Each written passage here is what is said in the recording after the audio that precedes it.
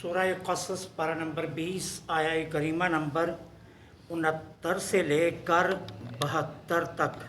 نحمدہ ونصلی ونسلم علی رسولہ الکریم، اما بعد فاعوذ باللہ من الشیطان الرجیم، بسم اللہ الرحمن الرحیم۔ وربک یعلم ما تکن صدورہم وما یعلنون وہو اللہ لا الہ الا ہو لہ الحمد فی الاولی والآخرۃ وَلَهُ الْحُكْمُ وَإِلَيْهِ تُرْجَعُونَ قُلْ أَرَأَيْتُمْ إِنْ جَعَلَ اللَّهُ عَلَيْكُمُ اللَّيْلَ سَرْمَدًا إِلَى يَوْمِ الْقِيَامَةِ مَنْ إِلَٰهٌ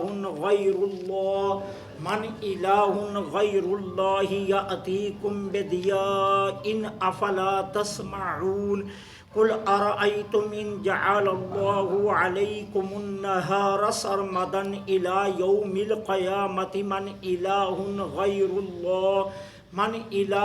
غَيْرُ اللَّهِ يَأْتِيكُمْ بِلَيْلٍ تَسْكُنُونَ فِيهِ أَفَلَا تُبْصِرُونَ صدق اللہ العظیم۔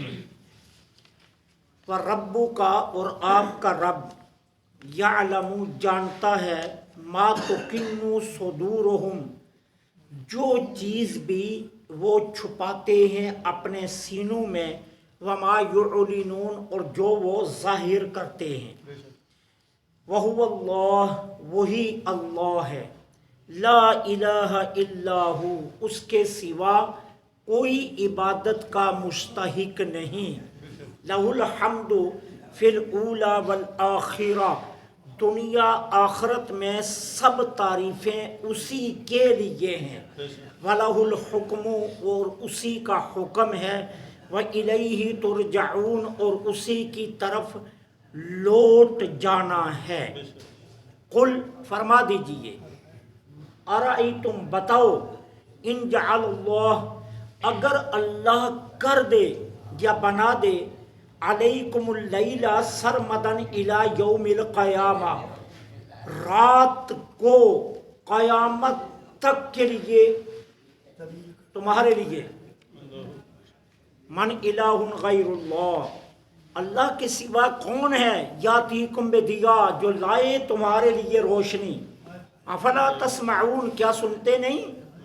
قل فرما دیجئے، ارأیتم ارے بتلاؤ، ان جعل اللہ اگر اللہ بنا دے، علیکم النہار سرمدن الی یوم القیامہ دن کو قیامت تک کے لیے تمہارے لیے، من الہ غیر اللہ کون ہے اللہ کے سوا، یاتیکم بلیل جو لے آئے تمہارے لیے رات، تسکنون فیہ کہ تم اس میں سکون حاصل کرو، افلا تبصرون کیا تم دیکھتے نہیں۔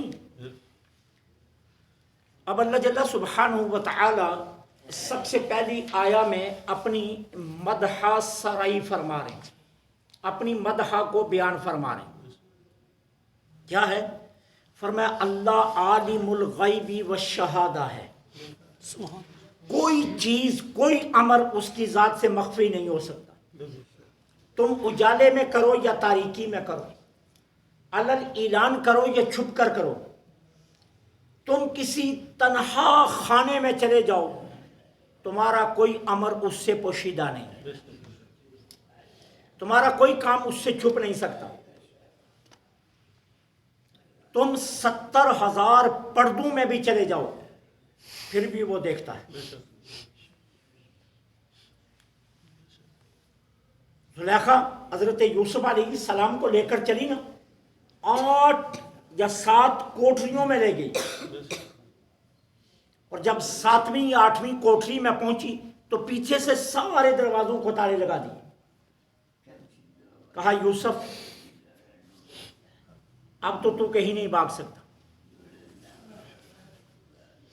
اور اس 8ویں کوٹری میں زلیخا کا معبود بت پڑا ہوا تھا، موٹی چادر اٹھائی اور اس پر ڈال دی، کہا یوسف اب تو یہ بھی نہیں دیکھ سکتا، جس کے دیکھنے کا امکان تھا میں نے اس پر بھی چادر ڈال دی ہے، اب تو یہاں تجھے کوئی ڈر کوئی خوف نہیں۔ اب تو میری خواہش پوری کر دے۔ تو یوسف علیہ السلام نے اس وقت پتہ ہے کیا جملہ کہا زلیخا ایک بات یاد رکھ، تیرا معبود تو چادر کے نیچے چھپ گیا نا، میرا وہ ہے جو 8 کوٹھیوں کی تاریکی میں بھی دیکھ رہا ہے۔ کہتے ہیں پھر اتنا اجالا ہوا یوسف علیہ السلام کے اس ایک جملے سے اتنا اجالا ہوا کہ ذرہ ذرہ نظر آ رہا تھا۔ اور پھر وہاں یوسف علیہ السلام نے عرض کیا مولا اب مجھے صرف تو بچا سکتا ہے۔ تو اللہ نے فرمایا یوسف قدم بڑھا دروازے کھلتے جائیں گے۔ یوسف چلے تو ہر دروازہ خود کھلتا گیا۔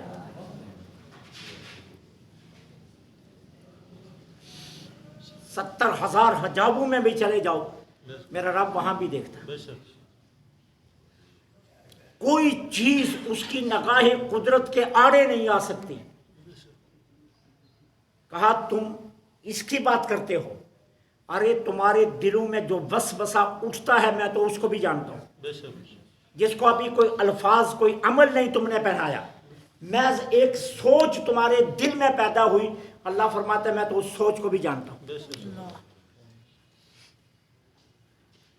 کوئی چیز جس کو تم سینوں میں چھپاؤ یا ظاہر کرو، اللہ فرماتا ہے مجھ سے کوئی شے مخفی نہیں، میں عالم الغیب والشہادہ۔ اور یہی ایک چیز ہے جو انسان کو تمام گناہوں سے بچا سکتی ہے، اگر انسان اس عقیدے پر پختہ ہو جائے۔ حضرت ابراہیم بن ادم رحمۃ اللہ علیہ کی خدمت میں ایک شخص آیا نا، اس نے کہا ابراہیم کوئی گناہوں سے بچنے کا آسان ترین نسخہ بتاؤ، آسان ترین نسخہ ہو لیکن انسان گناہوں سے بچ جائے۔ حضرت ابراہیم بن ادم نے فرمایا بہت آسان نسخہ ہے، اگر تم عمل کرو تو بہت آسان نسخہ ہے۔ کہا کیا؟ کہا 2 باتیں یاد رکھنا، خدا کی سلطنت کے اندر گناہ مت کرنا، اور دوسرا اس کے سامنے مت کرنا۔ اللہ، آسان سمجھ، ایک تو اس کے سامنے مت کرنا اور ایک اس کی سلطنت میں مت کرنا۔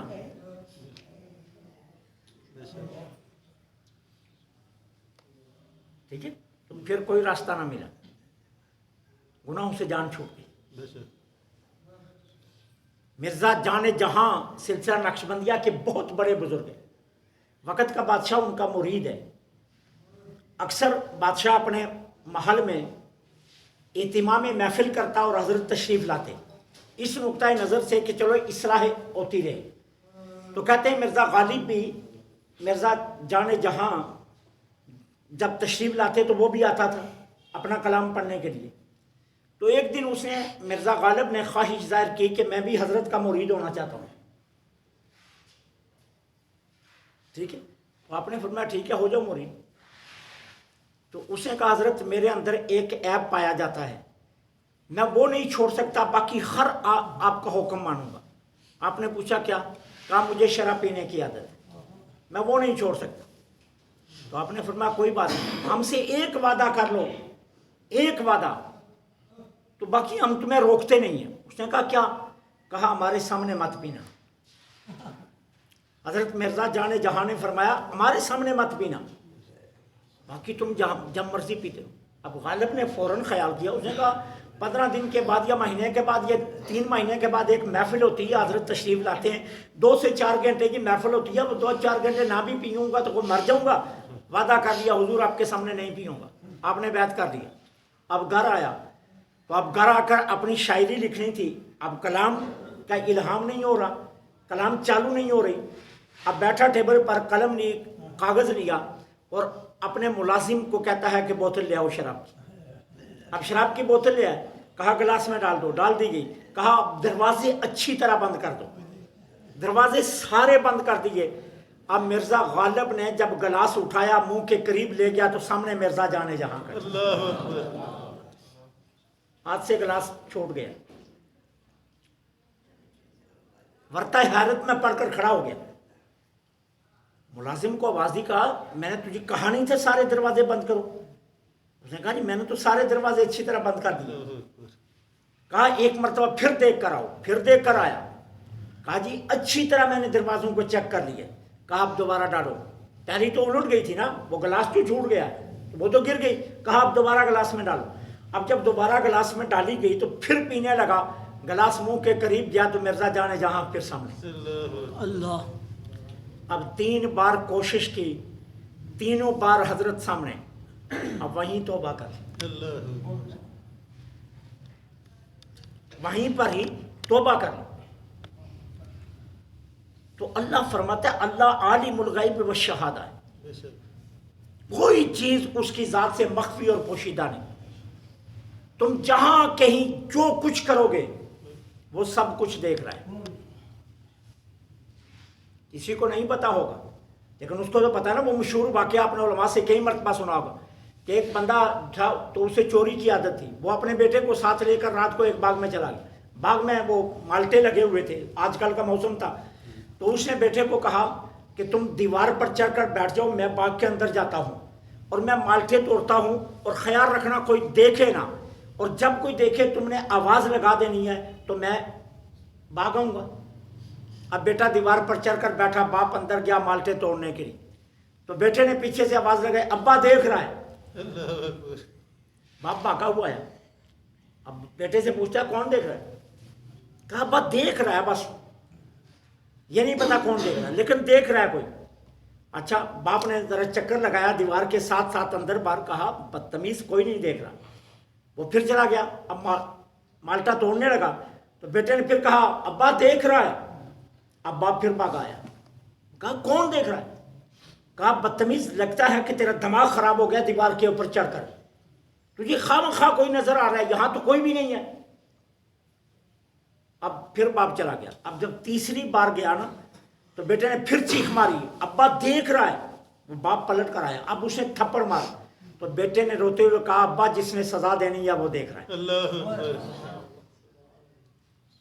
جس نے پوچھنا ہے نا قیامت کے دن وہ دیکھ رہا ہے. جس کے پاس نامہ اعمال مرتب ہو رہا ہے وہ دیکھ رہا ہے. جس کے سامنے جواب دہی ہونی ہے وہ دیکھ رہا ہے. کوئی اور نہ صحیح لیکن وہ تو دیکھ رہا ہے. اور وہ حضرت عمر جب رات کو گشت کر رہے تھے نا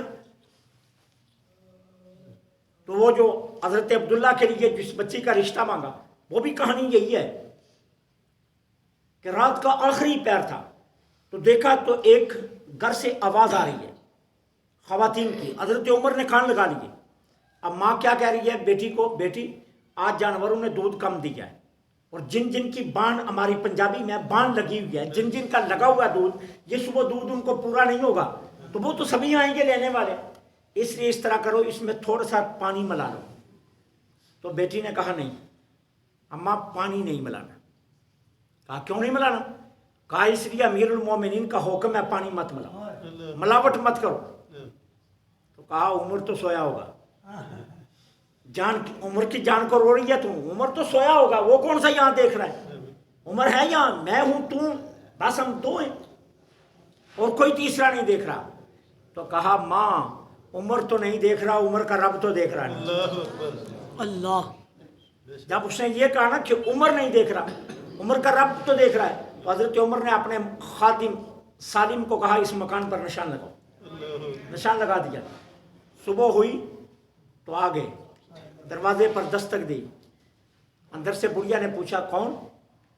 تو بڑھیا کے بجائے بیٹی آ گئی دروازے. کہا اماں تجھے روکتی تھی نا, دودھ میں پانی ڈالنے کا نہ کہہ, وہ آ گئی عمر درہ لے کر. اب وہ پوچھ لے گا تو اسے, میں نے تجھے منع کیا تھا نا, تو کہتی تھی عمر کو پتہ نہیں ہے. عمر کو سب پتہ ہے اور تو سمجھتی تھی پتہ نہیں. اب وہ آ گئی ہے عمر درہ لے کر, اب تجھے حساب دینا پڑے گا. اب بیٹی کہتی ہے ماں دروازہ مت کھولنا, مار پڑے گی. سمجھا؟ ماں نے کہا کچھ نہیں, میں دیکھتی ہوں عمر کیا کرتا ہے. اب جب دروازہ کھلا تو جناب عمر آگے سامنے. کہا اماں اس بچی کا رشتہ مجھے دے دیں, میں اپنے بیٹے کے لیے رشتہ لے, اس بچی کا رشتہ مجھے دے دیں. کہ جو اتنی دیانت دار ہے وہی عمر کی بہو بن سکتی ہے. اللہ عالم الغیب والشہادہ, کوئی چیز اس سے مخفی نہیں, کوئی چیز اس سے پوشیدہ نہیں, وہ سب کچھ دیکھ رہا ہے. کہا وَهُوَ اللَّهُ, وہی اللہ ہے. جس کی یہ شان ہے نا وہ اللہ ہے. جس کو چادر ڈال دیا جائے اور چادر ڈال کر جو چھپ جائے وہ اللہ نہیں ہے. یہ ہے اللہ اور اس کے سوا کوئی اور معبود نہیں. عبادت کا مستحق یہی ہے جس کی یہ شان ہو. عبادت اسی کی کرنی چاہیے, غیر کی نہیں کرنی چاہیے.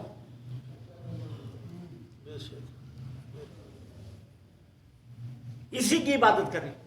کہا یہ ہے اللہ, اس کے سوا کوئی عبادت کا مستحق نہیں.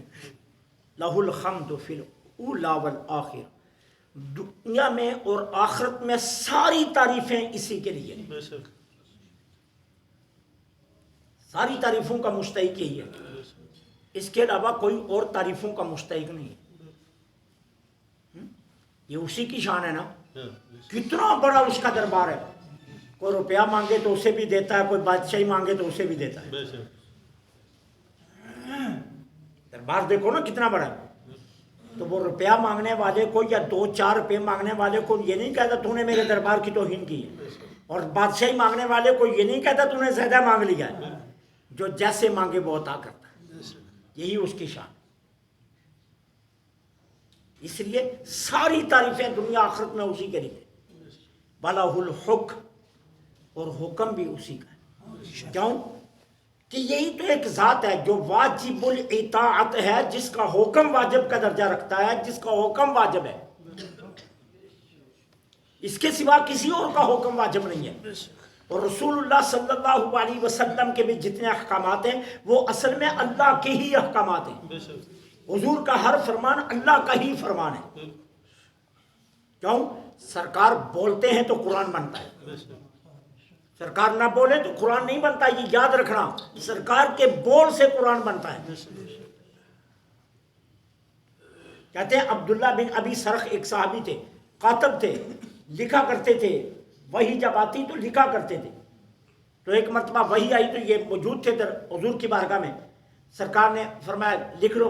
اب انہوں نے لکھا, جتنا سرکار نے پڑھا تھا اتنا لکھا, لیکن آگے ان کا خیال یہ تھا کہ اس کے آگے لفظ یہی بن سکتا ہے, چونکہ وہ بھی عربی دان تھے اور سمجھتے تھے. اب انہوں نے آگے بھی لکھ لیا جو ابھی سرکار نے پڑھا نہیں تھا, جو ابھی سرکار نے پڑھا نہیں تھا. اب تھوڑی دیر کے بعد سرکار نے سانس لے کر پڑھا تو فرمایا لکھ لو. کہا حضور میں تو پہلے لکھ چکا ہوں, یہی لفظ تو میں پہلے لکھ چکا ہوں. تو سرکار کا چہرہ انور سرخ ہو گیا. سرکار نے ان کو مدینے سے بدر کر دیا. فرمایا مدینے سے نکل جا. تیری یہ جرت کہ میرے پڑھنے سے پہلے تو نے لکھ دیا. یاد رکھ جتنی دیر تک میں نہ پڑھوں قرآن نہیں ہوتا. اگر میں نہ پڑھتا تو یہ قرآن نہیں بن سکنا تھا.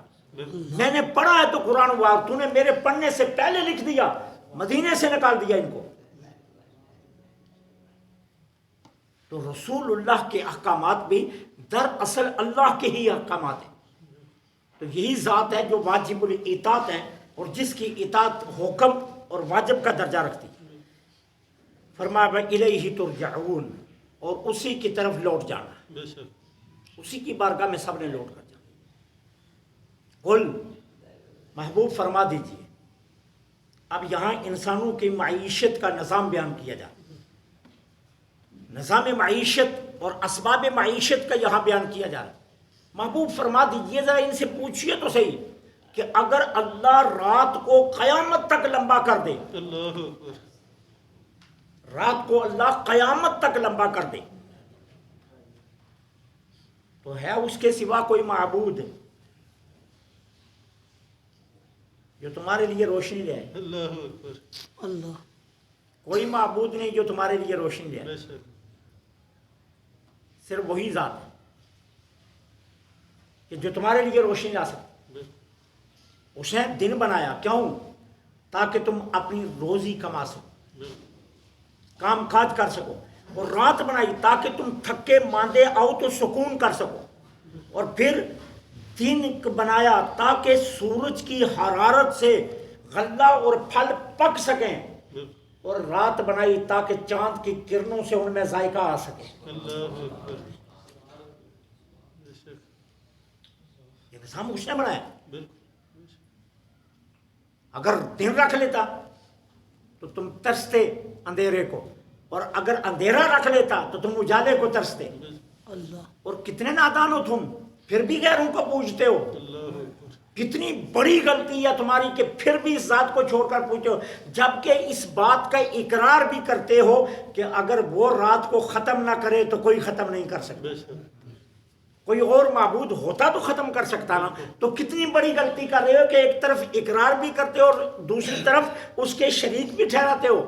مانتے بھی ہو کہ اس کے سوا رات کو کوئی ختم نہیں کر سکتا، اور مانتے ہو کہ اس کے سوا دن کو کوئی ختم نہیں کر سکتا.